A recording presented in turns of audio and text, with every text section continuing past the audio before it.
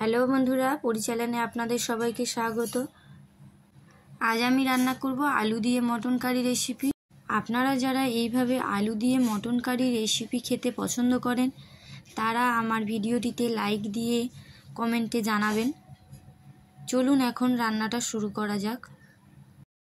Mutton curry recipe করার জন্য আমি এখানে মটন ভালো করে ধুয়ে পরিষ্কার করে নিয়েছি। এখানে আমি ঝিরিঝিরি করে পেঁয়াজ কেটে নিয়েছি। 4টে মাঝারি সাইজের আলু। এখানে আমি নিয়েছি আদা বাটা, রসুন বাটা, কাঁচা লঙ্কা বাটা।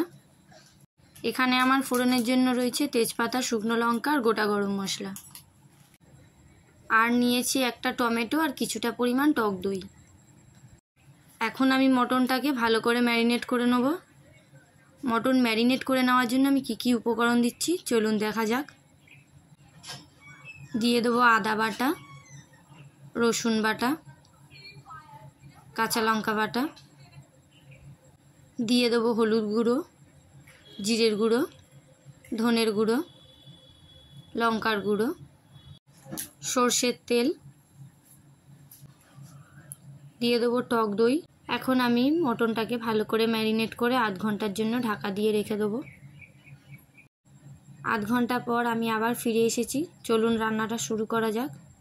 কড়াইয়ে দিয়ে দিলাম সর্ষের তেল। তেল গরম হলে দেবো চিনি আর কিছুটা পরিমাণ হলুদ। এখন আমি আলুগুলোকে ভেজে নেব।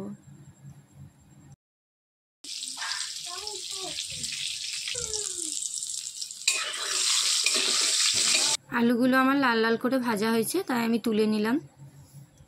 এখন আমি তেলের মধ্যে ফোড়নের জন্য দিয়ে দিলাম তেজপাতা, শুকনো লঙ্কা আর গোটা গরম মশলা। ফোড়ন থেকে সুন্দর যখন একটা সেন্ট ছাড়তে শুরু হবে তখন আমি দিয়ে দেবো কুচানো পেঁয়াজ। এখন আমি দিয়ে দিচ্ছি 1 চামচ নুন। এইভাবে পেঁয়াজ যদি নুন দিয়ে ভাজেন তাহলে পেঁয়াজ খুব সুন্দর তাড়াতাড়ি নরম হয়ে যায়। এখন আমাদের পেঁয়াজ ভাজা হয়ে গেছে। পেঁয়াজের খুব সুন্দর একটা বাদামি রং চলে এসছে। এখন আমি দিয়ে দিলাম টমেটো। টমেটোটা একটু নরম হয়ে গেলে ম্যারিনেট করা মটনটা দিয়ে দেবো। এখন আমি মটনটাকে ভালো করে কষিয়ে নেব।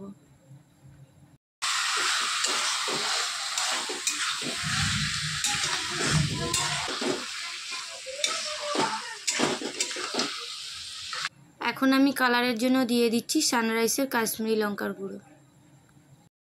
দিয়ে দিচ্ছি মিট মশলা।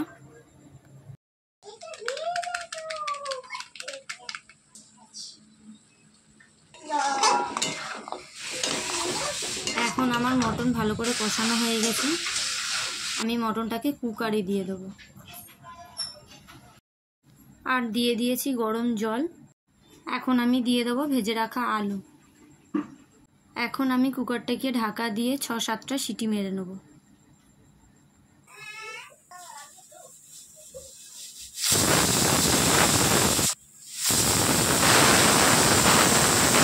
এখানে আমার 6-7টা সিটি পড়ে গেছে। আমি এটাকে এখন ভালো করে ফুটিয়ে নেব।